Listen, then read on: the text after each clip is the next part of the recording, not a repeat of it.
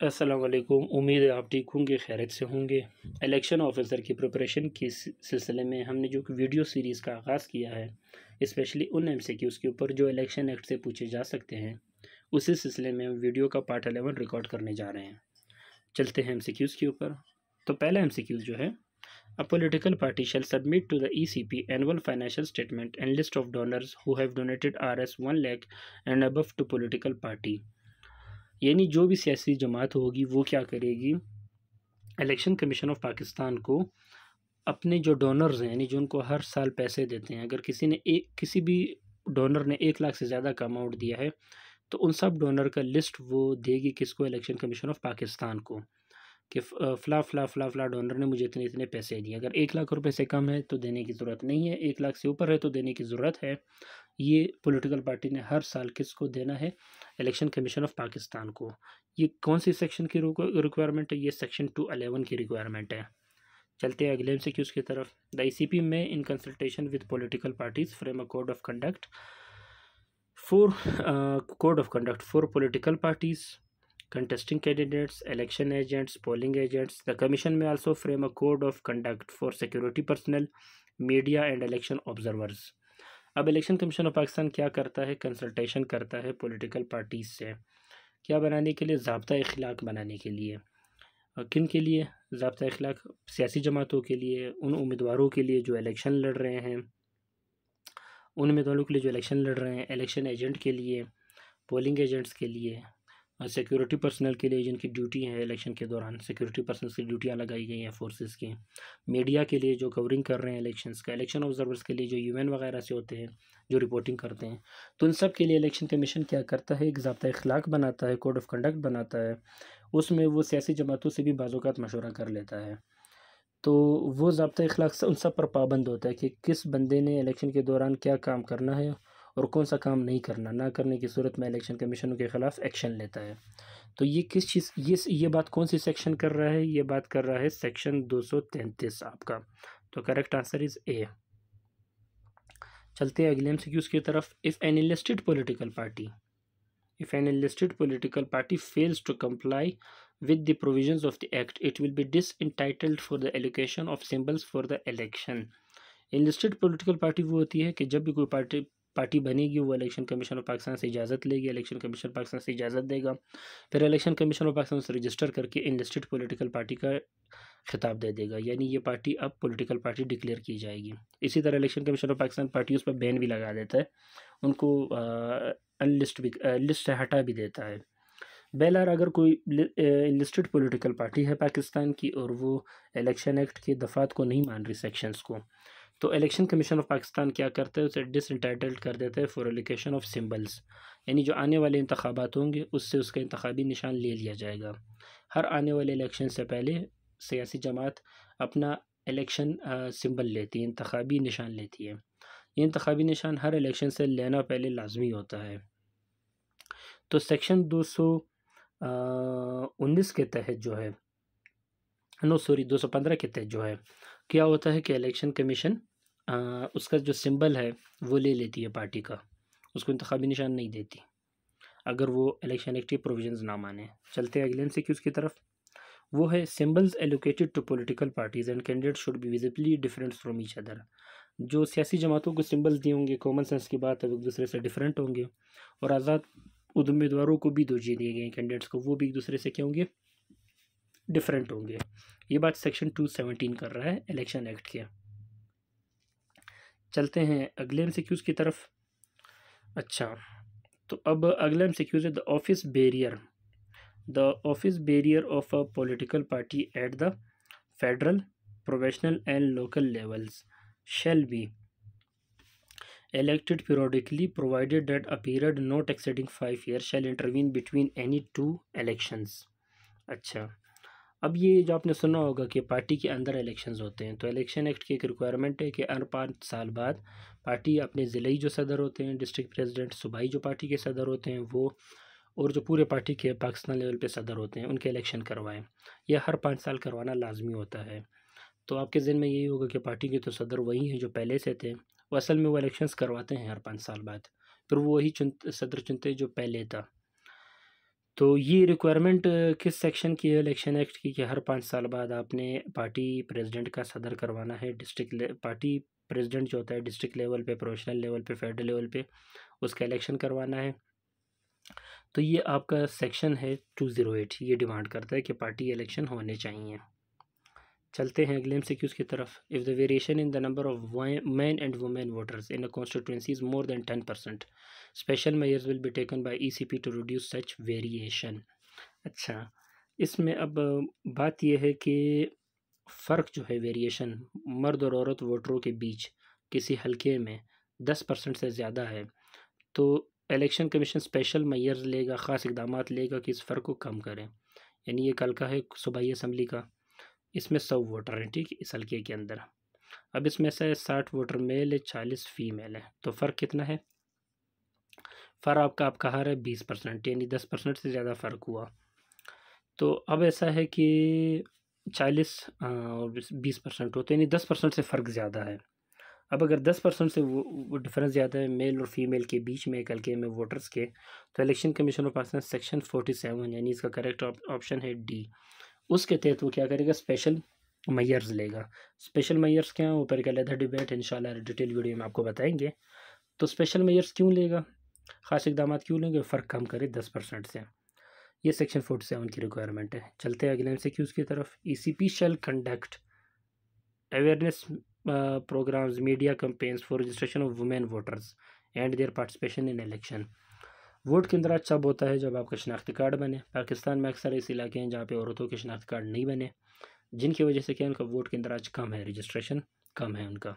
तो मर्द वोटर ज़्यादा होते हैं, फीमेल वोटर्स कम होते हैं, लिहाजा मर्द वोट कास्ट करते हैं, फीमेल वोट कास्ट नहीं करते हैं, तो इलेक्शंस के प्रोसेस में पीछे रह जाती है। मर्द एक इलेक्शन लड़ने के लिए आपको रजिस्टर्ड वोटर होना चाहिए, इंतखाबी फहरिस्त में आपका नाम होना चाहिए। अब औरत चूँकि इंतखाबी फहरिस्त में कम है रजिस्ट्रेशन उनकी शनाख्ती कार्ड ना होने की वजह से, तो लिहाजा वो इलेक्शन में हिस्सा भी नहीं ले सकती। तो अब इस चीज़ को प्रमोट करने के लिए, इस चीज़ को बढ़ाने के लिए इलेक्शन कमीशन ऑफ पाकिस्तान पर सेक्शन 12 जो है इलेक्शन एक्ट का, यानी ऑप्शन ए, ये पाबंदी लगाता है कि आपने क्या करना है, अवेयरनेस कैंपेन्स करवाने हैं, औरतों के वोट के इंदराज बढ़ाना है। चलते हैं अगले एमसीक्यूज़ की तरफ। वो है ECP shall annually publish disaggregated data of registered men and women voters in each National Assembly and Provincial Assembly constituency, highlighting the difference in number of registered men and women voters। Election commission of Pakistan क्या करता है, annually हर साल publish करता है disaggregated data of registered men and women voters. Publish करता है आसान अल्फाज में डाटा हर साल कि हर हल्के में, सूबाई मसई कौमी असम्बली के हल्के में, सूबाई असम्बली के हल्के में कितने मर्द वोटर रजिस्टर्ड, कितने मर्द वोटर रजिस्टर्ड हैं यानी मौजूद हैं, कितने वुमेन इसमें रजिस्टर्ड है। इसी तरह कौमी असम्बली में भी कितने मिसाल मर्द वोटर्स रजिस्टर्ड हैं, कितने फ़ीमेल वोटर रजिस्टर्ड है, और इन दोनों के बीच में डिफरेंस भी बताते हैं। मिसाल अगर यहाँ पे वो कहते हैं कि 60 मर्द हैं इस हल्के में और 40 फीमेल वोटर्स हैं, तो डिफरेंस कितना है, 20% है। तो इस तरह डिफरेंस भी बताते हैं। ये रिक्वायरमेंट कौन सा section election commission of Pakistan पे लगाता है, ये लगाता है ए, सेक्शन 47 ये कहता है। अच्छा, चलते हैं अगले एमसीक्यूज़ की तरफ। इफ़ द वेरिएशन, इसी की कंटिन्यूएशन चल रही है, अगर variation if the variation in the number of man and women voter in a constituency is more than 10%, special measures will be taken bye ECP। यानी जो हल्का है, जैसे ऊपर हमने जिक्र किया था, हल्का है, उसमें अगर मर्द और औरत वोटर्स के बीच में तादाद जो का डिफरेंस है वो 10% से ज़्यादा है, यानी और मर्दों के वोट जो हैं वो आप यूँ कंसिडर कर ले 51 रजिस्टर हैं, ठीक है, और औरतों के वोट कितने रजिस्टर है, 39, तो डिफरेंस कितना रहा है, 11%, यानी 10% से डिफरेंस ज़्यादा है, औरतों के वोट की दराज कम है। तो ये कैसे पता चला कि ECP ने सेक्शन 47 के तहत ऑलरेडी हमने जो ऊपर डिस्कस कर लिया, उसने डाटा पब्लिश किया, रिलीज़ किया। तो अब ECP क्या करेगा, इसी सेक्शन 47 में मज़ीद और बातें सब सेक्शंस में नीचे की गई हैं कि election commission of Pakistan special measures लेगा इस फ़र्क को रिमूव करने के लिए। तो ये भी इसका करेक्ट ऑप्शन क्या है, डी, सेक्शन 47। चलते हैं अगले एमसीक्यूज़ की तरफ। If the turn out of women voter is less than 10% of the total votes polled, यानी इसमें आप वर्डिंग पर गौर करें, turn out of women voter less than 10% of the total votes polled, In the constituency, ECP may presume that women have been restrained through an agreement from casting their votes and may declare polling at one or more polling station or election in the whole constituency wide. अच्छा, इसमें सबसे पहली बात turnout ये होता है कि कितने वोट कास्ट किए गए हैं। यानी एक हल्का है, इसमें 100 वोटर्स हैं, ठीक, 100 टोटल वोटर्स की तादाद है एक हल्के में। अब इसमें फ़र्ज़ के तौर पर 60 लोगों ने, या आप ऐसा कंसिडर करें एक हल्के में 100 वोटर हैं तो 50 लोगों ने वोट कास्ट किए हैं। अब ये टर्नआउट है, टर्नआउट कितना है, 100 वोटर्स थे, 50 लोगों ने वोट कास्ट किए, तो हम कहते हैं टर्नआउट 50% रहा, 50% लोगों ने वोट डालें। अब 50% में ऐसा हुआ कि 40 वोट 50% में ऐसा हुआ कि आपके 30 वोट मर्द ने डाले, 20 वोट औरत ने डाले, तो टर्नआउट में जो मेल और फीमेल का फ़र्क था वो 10% है, ठीक, डिफरेंस जो है। अब फ़र्ज़ के तौर पर मेल ने 31 वोट डाले और फीमेल ने 19 डाले, तो टर्नआउट में डिफरेंस कितना है, 11%। अब ये चीज़ अगर ऐसा वाक़या हो जाए किसी हल्के में, ऐसी सिचुएशन अराइज़ हो जाए, तो ECP क्या कंसिडर करेगा, वो प्रिज्यूम करेगा कि औरतों को एक मुआहदे के तहत रोका गया है कि वो वोट ना डालें, और इलेक्शन कमीशन ऑफ पाकिस्तान क्या करेगा, यानी पोलिंग जो है, यानी वोटिंग किसी एक पोलिंग स्टेशन पर या एक से ज़्यादा पोलिंग स्टेशन पर, ठीक, एट वन एक पोलिंग स्टेशन पर, एक ज़्यादा पोलिंग स्टेशन पर, या पूरा जो हल्का है, पूरे हल्के में जो वोटिंग का प्रोसेस हुआ है उसको डिक्लेयर कर देगा वाइड कि वहाँ दोबारा इलेक्शन होगा। एक हल्का है, आपको पता है एक हल्का में कई सारे पोलिंग स्टेशंस आते हैं, ठीक है, तो अब वो किसी एक पोलिंग स्टेशन में वाइड कर देगा या 2-3 पोलिंग स्टेशन, पूरे हल्के में वो कह सकता है कि आप इलेक्शन दोबारा करा दो। 2018 में ऐसा NA Shangla, national assembly Shangla की कोई सीट थी, वहाँ पे इस तरह हुआ था, तो वुमेन जो वोट कास्ट थे वो 10% से, जो टर्नआउट में डिफरेंस था मेल और फीमेल के बीच 10% ज़्यादा था, तो बाई पोल का कहा गया। चलते हैं अगले MCQs की तरफ। पॉलिटिकल पार्टीज़ शैल इनकरेज वुमेन मेंबरशिप। ये भी एक कानूनी रिक्वायरमेंट है कि जो पॉलिटिकल पार्टीज़ हैं उन्होंने क्या करना है, वुमेन मेंबरशिप, यानी वुमेन को MPA की सीट पर इलेक्शन का टिकट देना है, MNA की सीट पर इलेक्शन का टिकट देना है। इसी तरह अगर लोकल गवर्नमेंट के इलेक्शन चल रहे हैं तो काउंसलर की सीट पर देना है। तो अब ऐसा है कि ये पॉलिटिकल पार्टीज़ ने इनकरेज करना है वुमेन को। ये कौन से सेक्शन का रिक्वायरमेंट है, ये आपसे पूछ रहा है। तो ये सेक्शन 203 है इलेक्शन एक्ट का, वो ये कहता है कि वुमेन को आपने इनकरेज करना है, यानी मखसूस सीटों के अलावा, एक तो मखसूस सीटें होती हैं, उसके अलावा भी political party shall award at least 5% party tickets to women candidates in general seat. यानी क्या है कि जो आम इंतखाबात होते हैं, जनरल इलेक्शन जब होते हैं, उसमें पहले क्या होती है कि पॉलिटिकल पार्टीज़ इंतखाबी हल्कों से क्या करते हैं, अपनी सीट ले जाते हैं, तो जो जितने ज़्यादा सीट ले जाता है, फिर जो कौमी असम्बली में औरतों की 60 मखसूस नशस्तें रखी गई हैं, और सूबाई असम्बली में हर सूबाई असम्बली में औरतों की अपनी मखसूस नशस्तें हैं, रिज़र्व सीट्स हैं, तो जिस पार्टी ने जितने ज़्यादा सीट्स लिए हैं उसको उतने ज़्यादा रिज़र्व सीट्स औरतों के दिए जाते हैं। तो उस चीज़ से हट के क्या आप औरतों को रिज़र्व सीट्स पे ला रहे हैं, उस पर तो आपने औरत को लाना ही लाना है।